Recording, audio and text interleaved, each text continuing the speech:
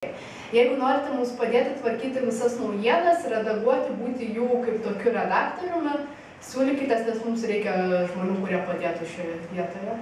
Taip, o jeigu prakalbame apie naujienas ir apie visą aktyvumą, tai aš norėčiau iš tikrųjų paminėti akciją Mėnesio skautas ir būtent akciją Spalio mėnesio skautas. Kadangi jūs jau galite sukrusti, tai yra būti skautatiklio aktyvuoliais, tiek naujienų kėlime, tiek projektų kūrime. Jūs galite daryti bet ką, kitaip sakant, kad būtumėte pastebėti. Ir jeigu jūs iš tikrųjų būsite pastebėti ir iš tikrųjų gerai reikštės ir visą kitą, tai tapsite mėnesio skautų. O mėnesio skautų būti smagu ne tik dėl to, kad jūs esate pirmajame skautatinklio puslapyje, bet dar jūs gaunate iš tikrųjų labai vertingą prizą, o koks prizas jūs sužinosite jau spalio mėnesio pradžioje. Tai tik dar paakcentuosiu, kad naujienų dėjimas yra tiesiausias kelias į tapimą mėnesio skautų ir jeigu dar sulauksite daug visokių patinka, tai tada iš viso bus būsite be konkurencijos mėnesio skautų. Ir mes jau turime šiek tiek taip pasižiūrėjom tokių aktyvuolių, kurios mes visai su Laima, jeigu reikėtų, tai jau žinotumėm iš ko rinktis, jūs galite su jais konkuruoti ir išgirsti, kokiose vietose galima konkuruoti, nes pasišnekėjom ir supratom, kad yra tokių skautatinkliečių, kurie labai mums patinka. Mums patinka, ką jie veikia skautatinklyje ir jie visi telpa į tokį savotišką top 5. Taip.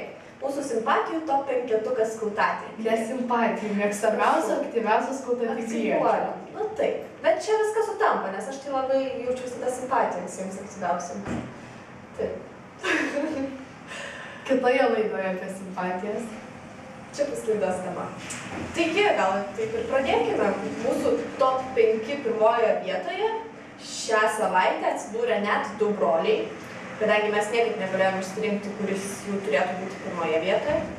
Tai yra brolis Edvinas iš Šiaulių ir brolis Almantas iš Marijampolės. Jie yra labai iš tikrųjų aktyvūs, jie pas mus skautatinklyje buvo dar nuo testavimo.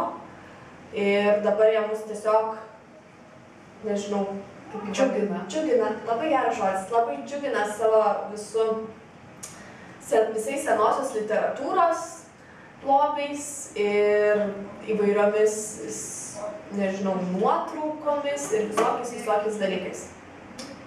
Žodžiu, jie praleidžia laiko skautiškose archyvuose ir netingi pasidalinti savo atradimais su skautatinkliečiais, feisbukiečiais ir kitas skautiška bendruomenės.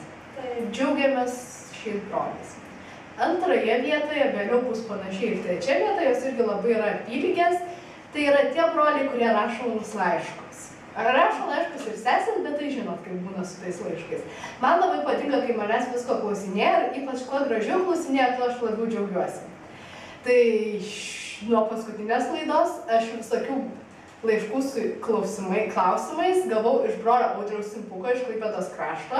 Siunčiu jam linkėjimus, man labai patiko jo klausimai, kad jisai domisi viskuo. Ir tai aš skiriu į mėgstamiausios skautatinkliečių top 5.